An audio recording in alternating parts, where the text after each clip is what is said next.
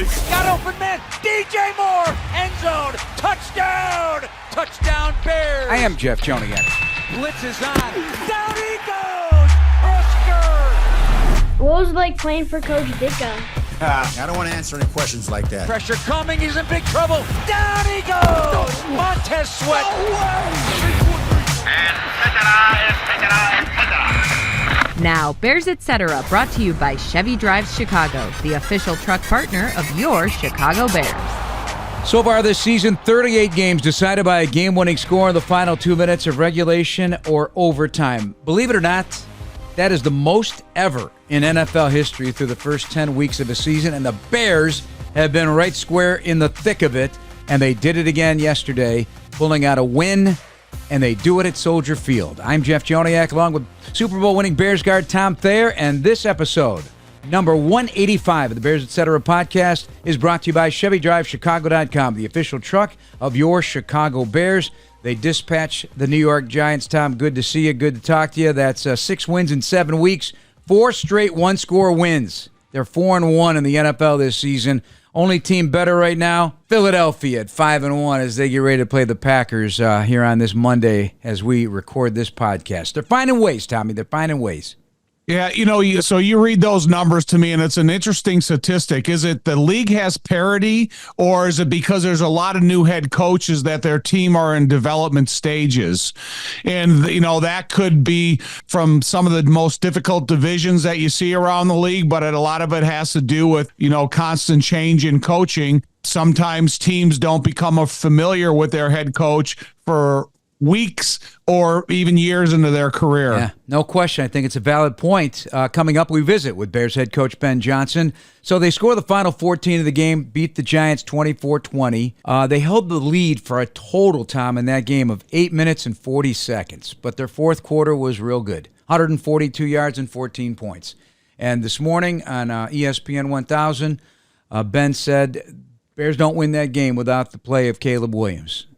Don't win it without his scrambling, avoiding sacks, and just his overall key passes on the front end of those two drives that also included big runs by him. Yeah, I agree. He did have just a unbelievable, exciting effort that was a reward to all the fans who stuck it out in those types of conditions.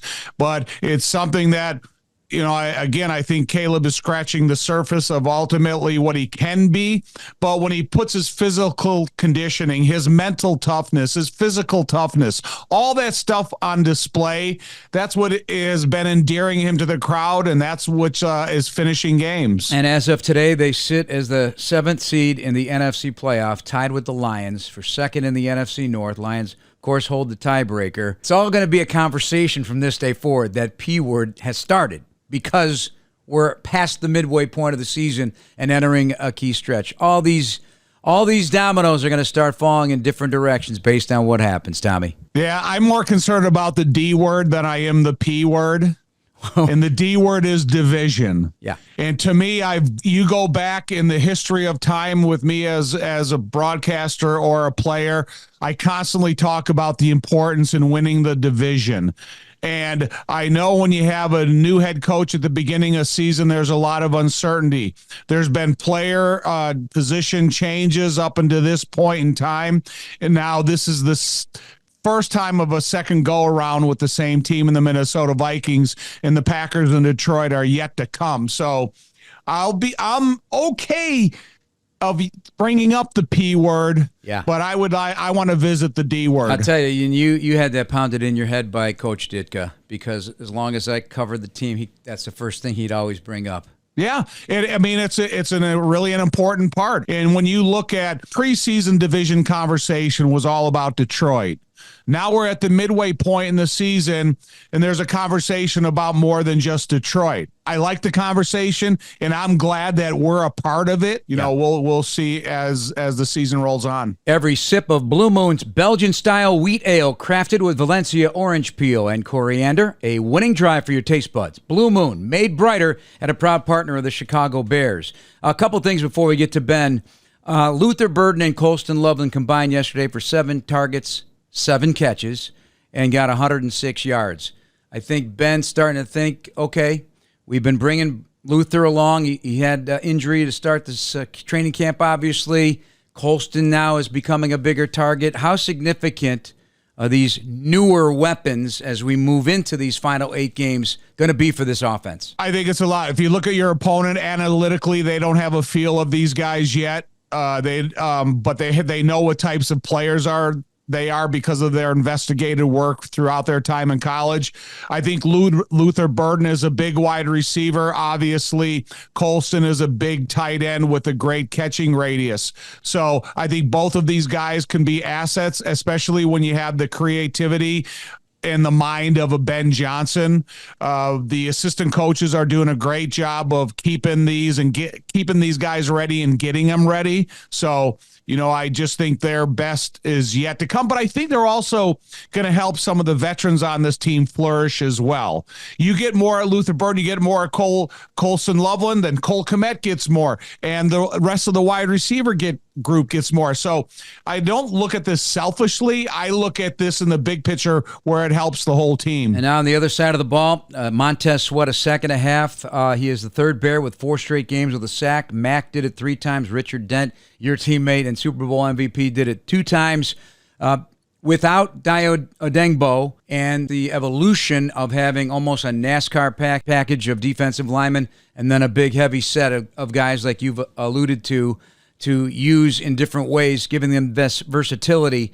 When the game's on the line, when the clutch plays need to happen defensively, Montez Sweat should be out there making things happen for the defense and making things difficult on a quarterback. Well, what I think makes difficult for Montez Sweat in the modern day NFL, when you talk about Richard Dent, you talk about Reggie White, you talk about Lawrence Taylor, those quarterbacks had a lot of 7-step drops where the tackles were on a one-on-one. And if they beat them immediately, that would result in a sack.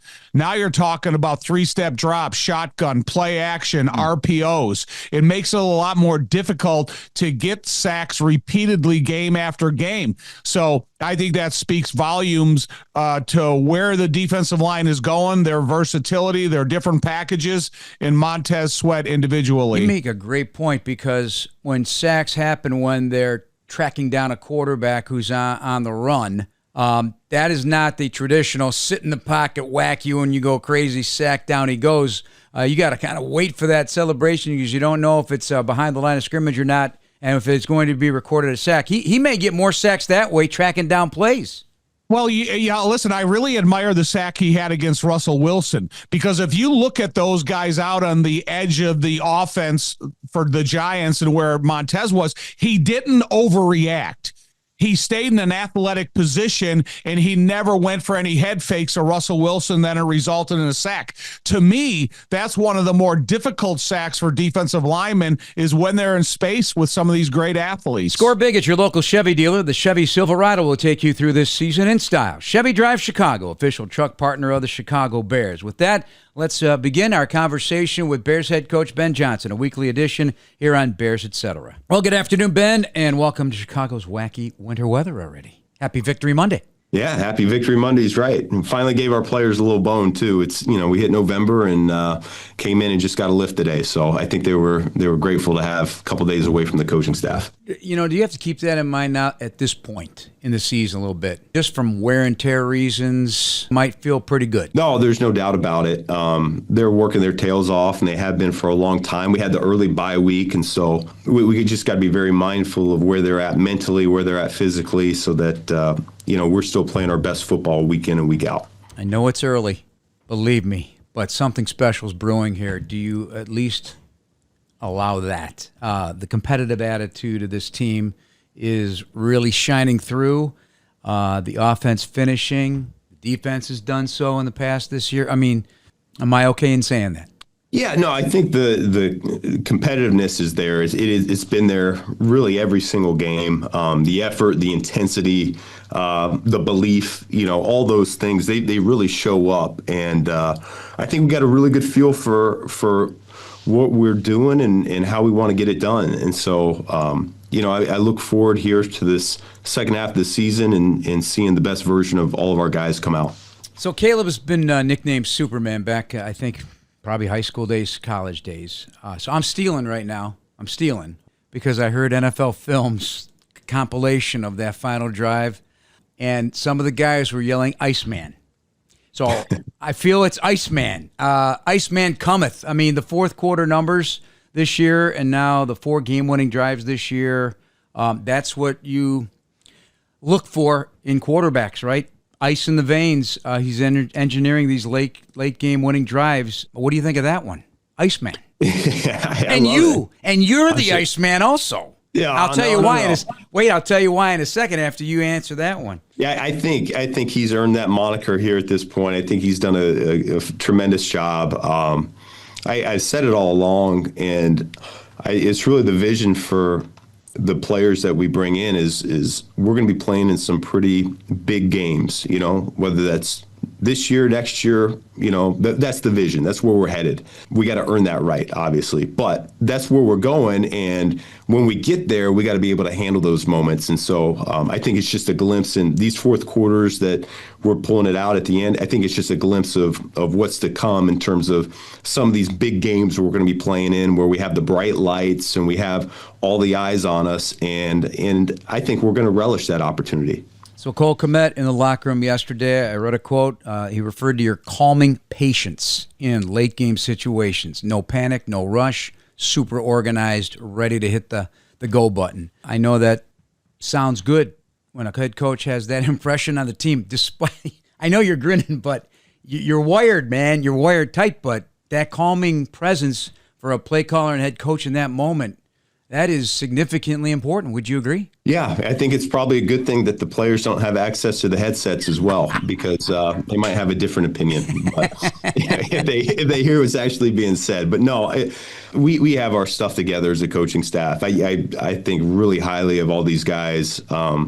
They've done a tremendous job so far this year, and we're only going to continue to grow as a staff as well. I think a lot of guys working together for the first time, and you're talking about 6 wins in 9 games, and we're only continuing to grow as a coaching staff as well. And so, a lot of credit to them and what they've been able to get done. They make my life so much easier.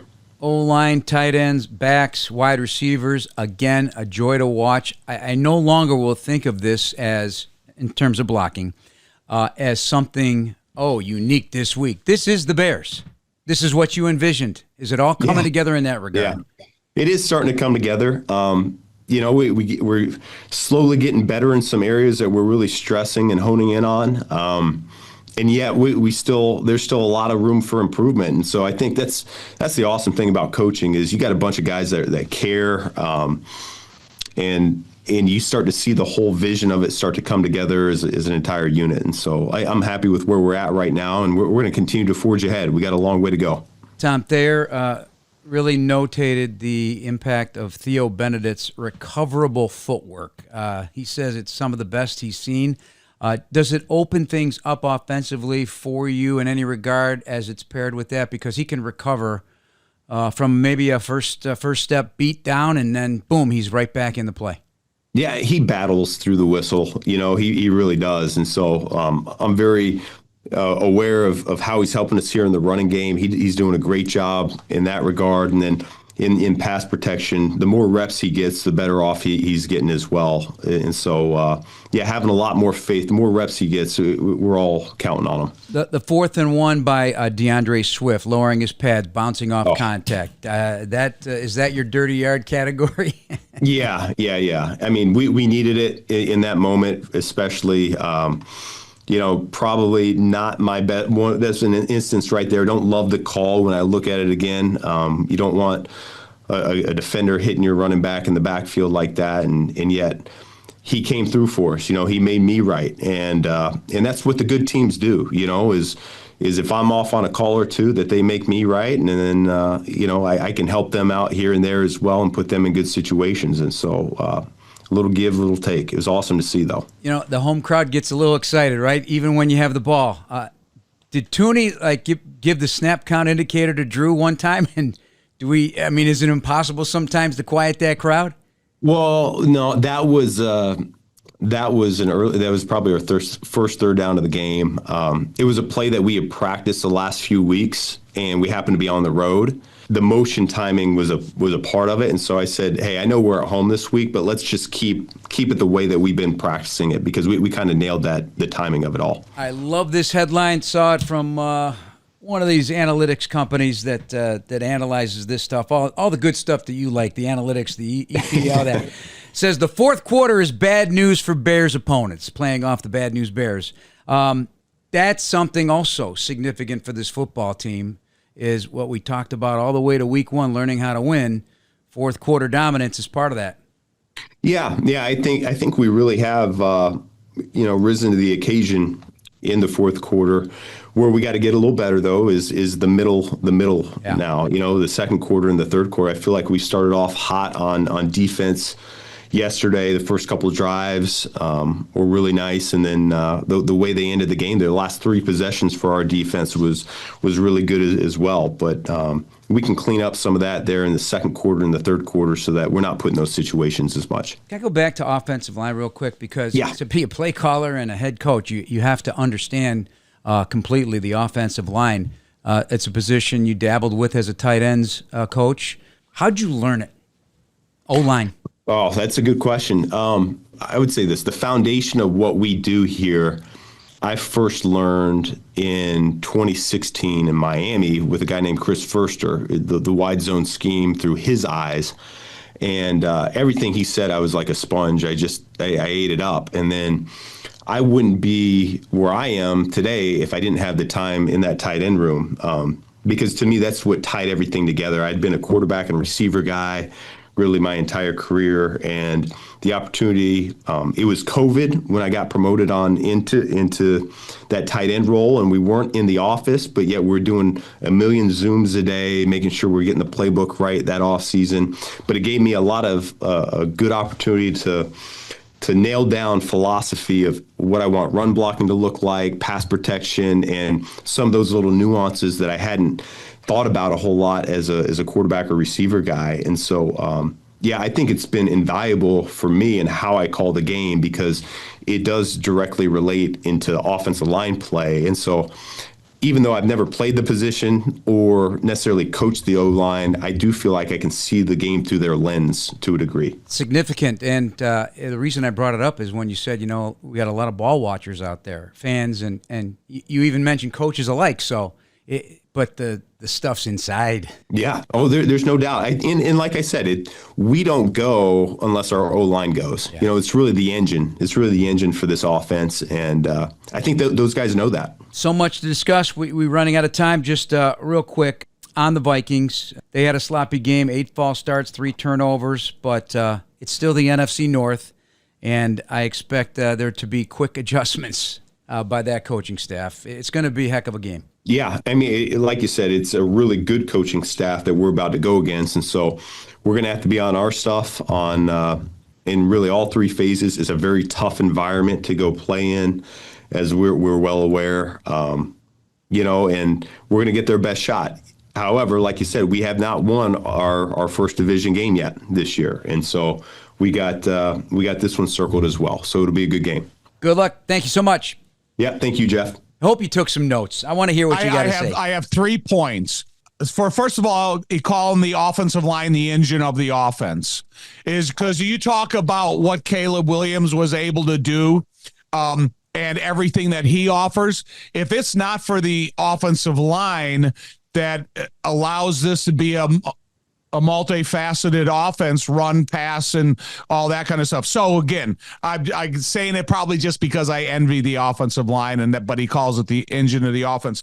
Number 2, I'm really glad he understands and knows the inner workings of the division, because he even brought it up, the difficulty of playing in Minnesota. So it's not something a coach that's coming into the division for the first time is got to get a feel of the crowd. He knows it, man, better as well as anybody there. And then number 3 is the importance of the performance by this team in the second and third quarter. And he brought it up how well the defense played initially and how they were able to close it out. But once this team starts attaching 4 quarters together, look out. I read this one of the notes in one of the columns written. 5 straight games without a score on the final possession before halftime. That fits into your second and third quarter and Ben's second and third quarter too. Those are valuable points. Those are valuable points of contention for a head coach that are not getting those. That's what every coach searches for, is how to put together a team that has 4 quarters with an effort. However, which keeps me glued to the field is when he comes out of the locker room at halftime, no matter what the situation is, he just talks about, okay, we're ready. This is what we need to do, and this is what we're gonna do, and then it all comes true. So once they figure out the second and third, like I said, look out. How about the offensive line, man? If you were to sit down and watch every game all over again right now, what do you think would be on your paper after watching the offensive line from week 1 to where it is right now? The uncertainty in week 1 of an offensive line, you don't know how 5 guys are going to fit together. And then when you add the tight ends and the backs, it's a group of 8 or 9 people, depending on the play call. And you don't know, they were trying to develop a rhythm with the cadence with Caleb. They were trying to figure out what type of pass protection time they were going to be offered in certain types of play calling. And then you had to figure out, you brought 3 new guys in the middle of this offensive line. How are those guys going to gel? How are they going to fit together? Joe Thuney's been a part of different systems for a long time, just like Jonah, just like Drew. But now, I got to tell you, if I was going to hand out a game ball this past week, I would probably give one to Drew Dahlman. Yeah. Because I was really a little concerned about 340 pounds against Drew Dahlman. Drew Dahlman played a very athletic game at center. He was quick on his feet. He gained positioning. He created stalemates. He and Joe Thuney worked together on a couple fold blocks. So kudos to Drew individually, but the offensive line as a whole. And then, hey, you can't pass up Theo. No. And I brought it up. I think he's got some of the most recoverable feet for a left tackle that I've seen in a long time. How about that Monangai run? It happens so fast inside. It's with everything you've tried to tell me about offensive line play, all came together at one time. And Ben even mentioned it in the news conference. All the offensive linemen, all in the same picture frame. If you would do a still shot of that, didn't that grab you in a certain way? Jonah coming off the ball, nicking as Drew, and Cole doing it. You know what I'm saying? It was beautiful. Yeah. It was like you always say. It's an orchestration. It's a dance troupe. It's hitting all your notes. Well, the main goal of any design of any offensive play, especially a running play, is getting a hat on a hat, and then getting a hat on a hat, and then sustaining that for the success of the play.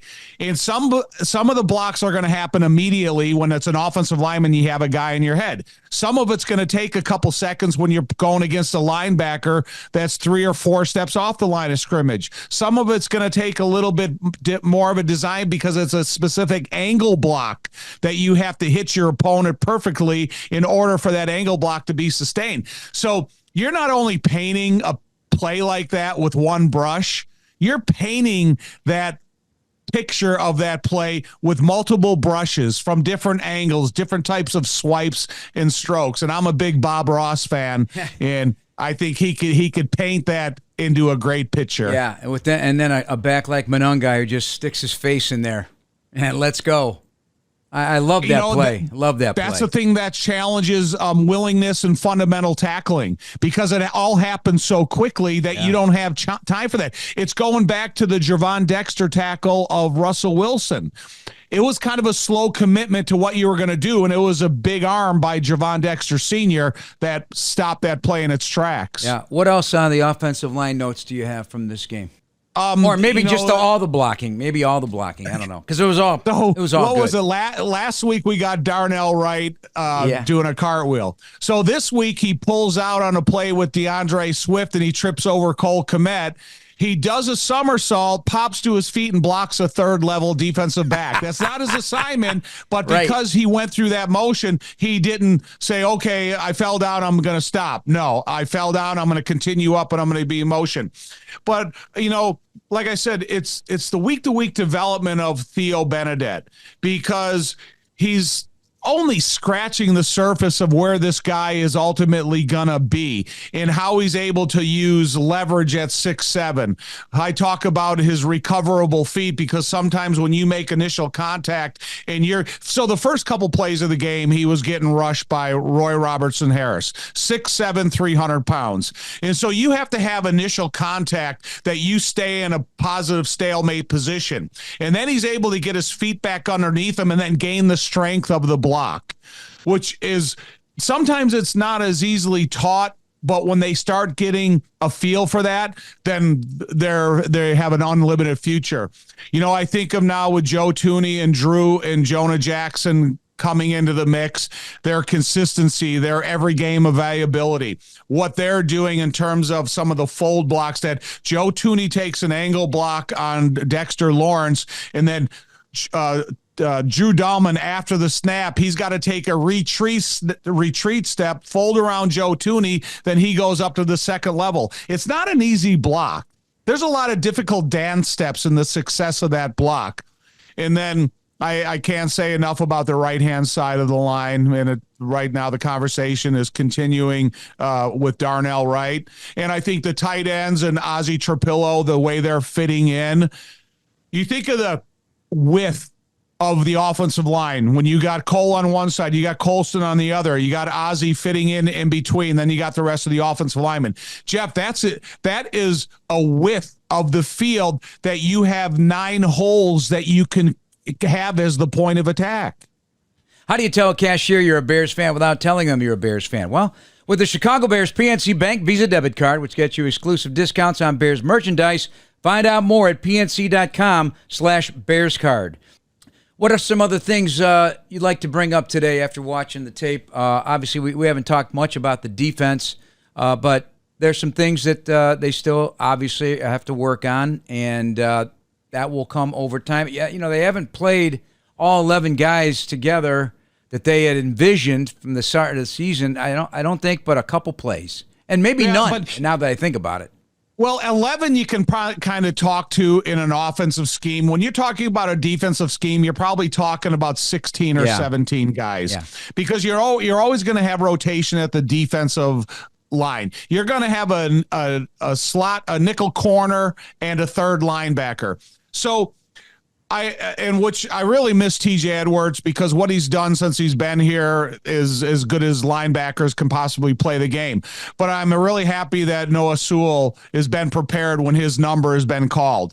He's fast. He's a fast twitch guy. He's physical. He's got good leverage, and he's playing the game how Dennis Allen sees linebackers being able to play this game. And then I like the versatility of the defensive line. When you're suspecting a run play coming in and you have Andrew Billings or Jonathan Ford or Chris Williams. Chris Williams played defensive end position yesterday on run plays, and it was really effective. I remember playing against the Buffalo Bills as a player, and they started playing bigger defensive ends on first down. And I was going, wow, this is a lot different. This isn't a 225 to 250 pounder. This is a 300 pounder playing out there. And then it's a different requirement of physicality. And so I like, Dennis Allen constantly thinking of how to creatively use the personnel he has. Good news, Chicago. United Airlines is getting brand new planes with all the bells and whistles like Bluetooth connectivity, screens at every seat, and room for everyone's roller bag. United, proud to fly the Chicago Bears, and you too. All right, a lot happened today in the National Football League this Monday. So the Giants, they became the second team since 2000 to blow 10-point leads and lose 4 times in the first 10 games. Chargers did the same thing in 2020. 0-4 games leading by at least 10 points on the road this season. They've lost 11 in a row. Giants, since Super Bowl 46, they're 30th in the NFL with just 72 wins. And then they made a coaching change. So Brian Daboll, a highly regarded offensive coach, guy linked to Josh Allen and his development in Buffalo, got him an opportunity. I'm sure he'll go and coach somebody's offense once again, but this underscores something else. They just drafted a first-round quarterback in Jackson Dart. So 35 quarterbacks have been drafted in the first round of the last decade. 16 of them saw their coaches fired during or after their first season. Yeah, people want to. There's a lot of uncertainty about Brian Daboll. I thought it was an unfair firing. But when they have a guy like Jackson Dart and they recognize his skill set, they want to go out there right now and hunt a Joe Barry, the next guy that's going to come in here and have hands-on approach development. They've already talked about Mike McCarthy.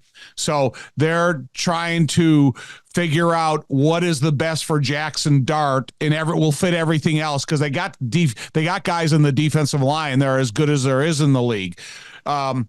Their offensive line is kind of in flux, and you have a guy that was a high draft choice that wasn't even active yesterday, and they're trying to figure that out. They have good groups of tight ends. They got to get Scadaboo back in the mix. I'm just trying to say again, that you don't do these young quarterbacks many favors by making these moves. He was so connected to Allen, and these guys look at Dart as a Josh Allen type of player, his ability to run and throw the football like he does. But he's been evaluated for 4 concussion concerns. I don't care. Listen, if you have a guy like Jackson Dart who likes to run the ball, but sometimes you may say, hey, we don't want you to do that as much because you come to susceptible to those big types of hits.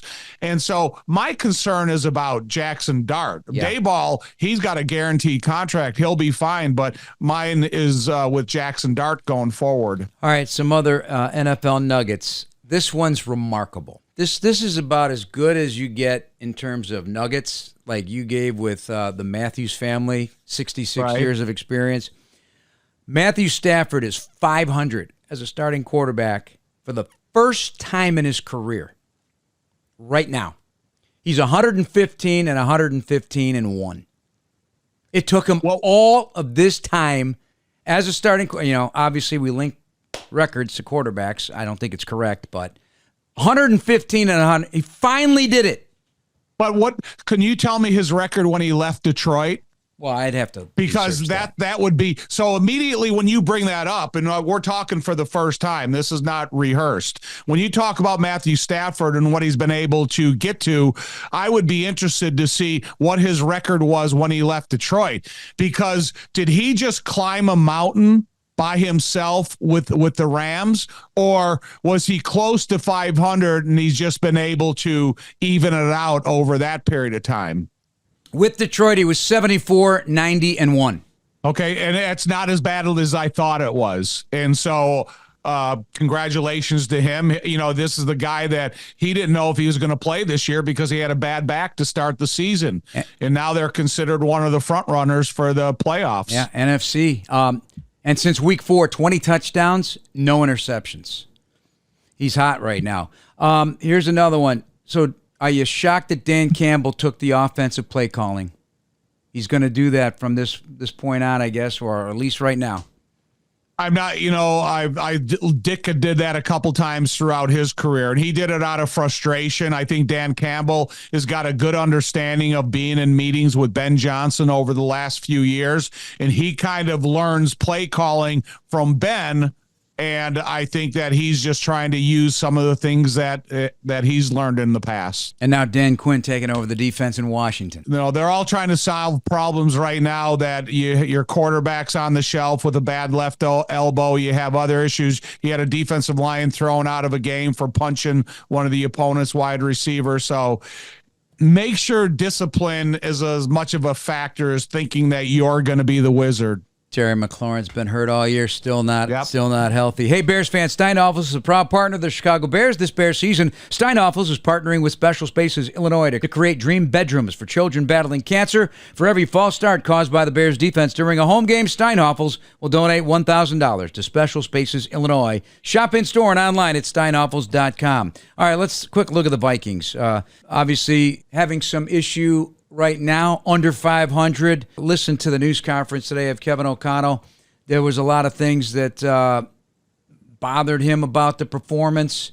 I mean, they were trying to get the ball to Jordan Addison and Justin Jefferson, I think 26 times, but the completion percentage was way out of whack.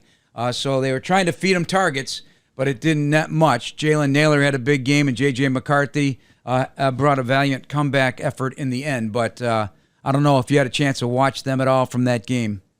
Yeah, I did watch some. And, the thing about if you're really going to interrupt this offense, you're going to have to get immediate pressure on J.J. McCarthy. You're going to have to make things uncomfortable. You're not going to give him escape opportunities like we had in the first game, or, he showed that he is creative as a runner. And, you always have to look at the games where you played the Vikings, because the crowd noise in Minnesota is so significant that it can really affect how your offense performs. And then it might give their offense a couple more possessions that, you didn't figure it into it in the beginning of the game. So there's a lot of hurdles and obstacles in front of the Bears, but you got to go out in there and be a good football team, because you could go into Cincinnati. You didn't have to be a great football team. You had to win the game. Since the Giants came in here, kind of the same story. In Minnesota, in the division, against that crowd, you have to go out in there and be a good football team. Tom Flores blitzed Lamar Jackson 58% of his drops. Will he do the same? Yes. Of course. He's going to try to be creative with the use of personnel. You always have to be concerned about Harrison Smith, because as you use that word, deployable, he is deceiving. He can be deceptive, and he's super deployable, and he can come from angles that Harrison Smith knows NFL protection. And so when you break the huddle, there's a specific direction to every protection. And he knows how to figure out where the vulnerability lies. And so, the running backs, the protectors, the tight ends, the wide receivers are all going to have to keep their head on a swivel. So in week 1, no C.J. Ham, no Jordan Addison. He was suspended. Nor Harrison Smith. He was sick. Ryan Kelly played, but now he's on IR, working his way back from a concussion. He had 2 within the span of 15 days. But then the Bears, as you've indicated to me, now impacting from a different personnel group: Benedette, Loveland, Burden, Monungai, Booker, Gardner Johnson. A bunch of new faces that were not there week 1. Bears are a totally different team right now. I feel in belief and knowing that they're going to win, instead of just wondering. So this is an interesting intersection of a division battle against the Vikings. Oh, gosh, it sure is. And again, the way the offense has been developing, the weapons that they have on that side of the ball, the offensive line is better and more. They have more continuity now than they did week 1. And it's going to be about what type of pressure that the Bears can apply, as much as the type of pressure that Minnesota's going to apply. Yeah, and so you got 2 different challenges. And, forgive us if you're listening, that we have this excitement because, it just, the feel good of winning, it's exponential every time you get one. And it just feels good. Doesn't it feel good? I know there's a lot to work on. Yeah, it feels great, but I say it, and I'll say it until I'm blue in the face. I have so much confidence in Ben Johnson. I just think he's one of the most fantastic coaches that I've ever been around in the history of my football life, and I've been around good ones. And so my confidence starts with the head coach, and then it trickles down into the assistant coaches and then the players. So I'm super excited about the entire picture. And have you ever seen the movie Top Gun? Of course. Many times. Okay. So and when you were talking to Ben today, I was kind of disappointed when you brought up Iceman. That was one of the pilots in but Top Gun. I was talking about Caleb. But I know. Yeah. You talked about Superman, then you said Iceman, Iceman cometh. Iceman, come on. Of course. That's a lot of a legendary movie. It is. There's also a great song, Iceman Cometh. I don't know the group, but I know there's a song, Iceman Cometh. So, I don't know. I heard it on the... Carol? Oh, who? Is it a Christmas Carol? No. It's hard rock, Tom. Right up your alley. One last thing about the Giants. Obviously with the firing, but it is an opportunity now for a local guy. St. Rita product, and I know the Catholic League has always been a real dominant figure in Chicago sports, high school sports, football-wise. So St. Rita alum, Hall of Famer, and then a Northwestern quarterback, Mike Kafka, now is the interim head coach. He's had he's interviewed for jobs. I believe he interviewed for the Bears job. He comes from that Kansas City system as well.